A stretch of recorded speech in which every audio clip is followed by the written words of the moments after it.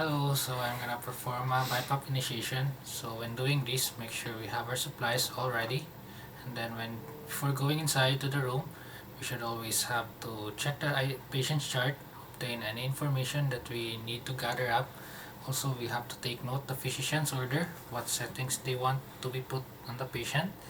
And also, once we're all done with that, once we go inside to the room, wash and sanitize our hands, of course, wear appropriate PPE such as gloves and masks, and then we should always introduce ourselves to the patient.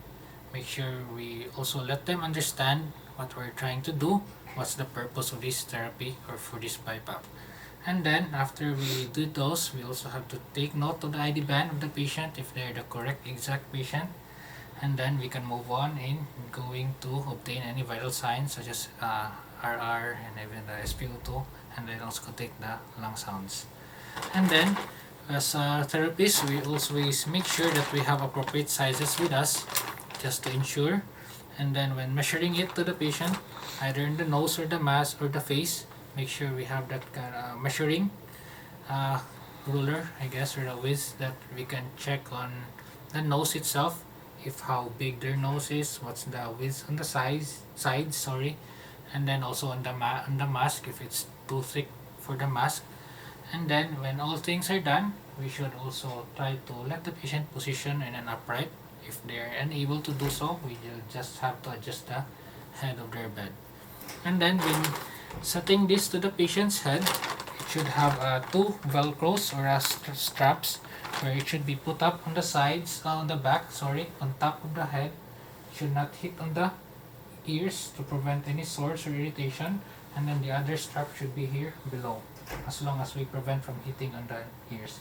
And then when putting the strap, it should not be too tight, as long as the patient is comfortable.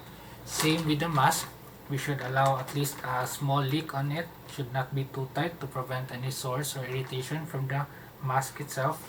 And then for example, if we use a nasal mask, the nasal mask should be positioned like this, and then the tip should not hit on the lips, should be here above the lips.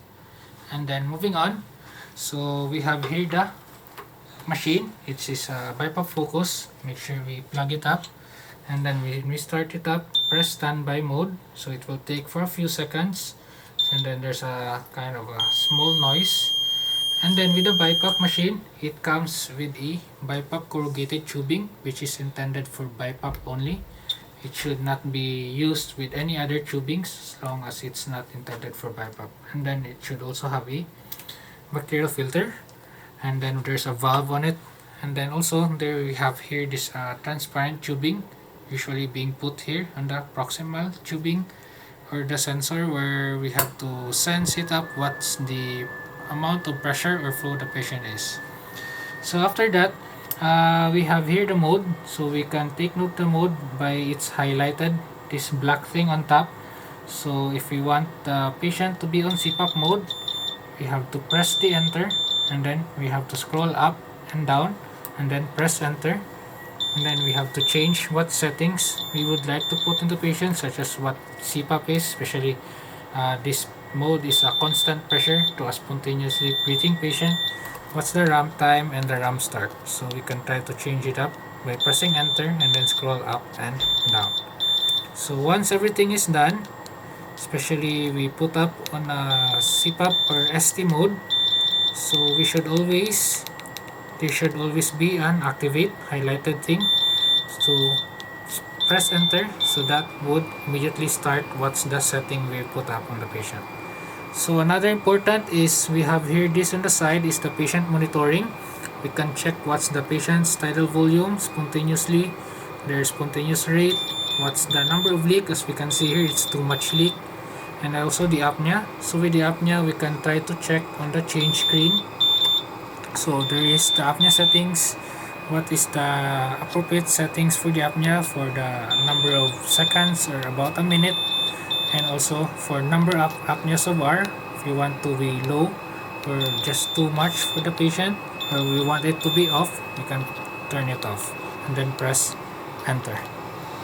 And then another thing is we have here the alarm volume, so we can try to adjust the volume as long as it's audible, not just for the patient but also for the nurses who are in nurses station, to know if that there is problem with the machine such as leaks or anything.